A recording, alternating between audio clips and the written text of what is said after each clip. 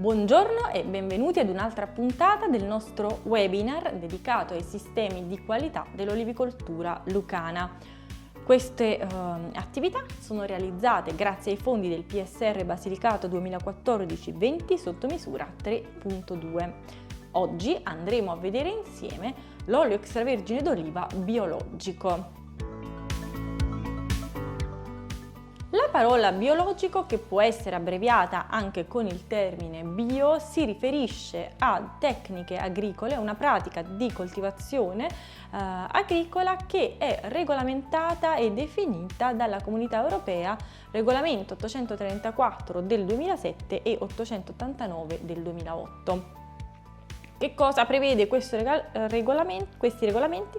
Prevedono che non si faccia utilizzo di concimi chimici, prodotti chimici di sintesi per la concimazione dei terreni, quindi niente fertilizzanti, diserbanti, insetticidi, ed inoltre è vietato l'utilizzo di organismi geneticamente modificati, di OGM. Inoltre si ricorre di solito a delle pratiche tradizionali principalmente di carattere preventivo, quindi per esempio si vanno a selezionare quelle piante che hanno più probabilità di resistere alle malattie o alle temperature elevate, e si interviene con tecniche di coltivazione adeguata.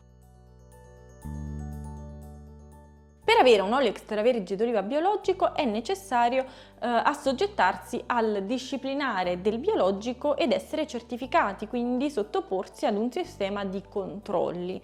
Ovviamente poi il prodotto finito dovrà essere sottoposto a delle analisi chimiche che dimostrino, anche da un punto di vista puramente scientifico, che non siano stati utilizzati tutti i prodotti vietati nella produzione di quel particolare alimento. Quindi invece noi oggi vedremo esattamente come si produce l'olio extravergine d'oliva biologico. Innanzitutto si deve fare uso esclusivamente di prodotti naturali, quindi sia questo nella coltivazione delle olive, e si deve fare molta attenzione a questa fase, scegliere per esempio un terreno già molto fertile, perché non si potranno utilizzare dei particolari fertilizzanti, e inoltre bisogna scegliere le piante in modo da, come abbiamo già detto, selezionare solo le varietà più resistenti.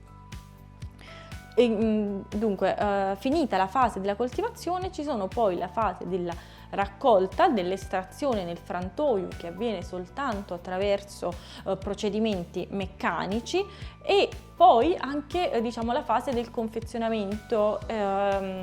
Tutte queste fasi vengono accuratamente controllate in modo tale da essere sempre separate dagli altri prodotti convenzionali e non biologici. Chiudiamo così la nostra rubrica dedicata oggi all'olio extravergine d'oliva biologico. Se avete dubbi o domande, non esitate a farli nei commenti, e se la nostra rubrica vi è piaciuta mettete like e seguite la pagina.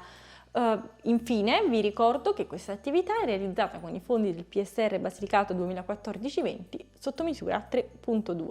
Alla prossima!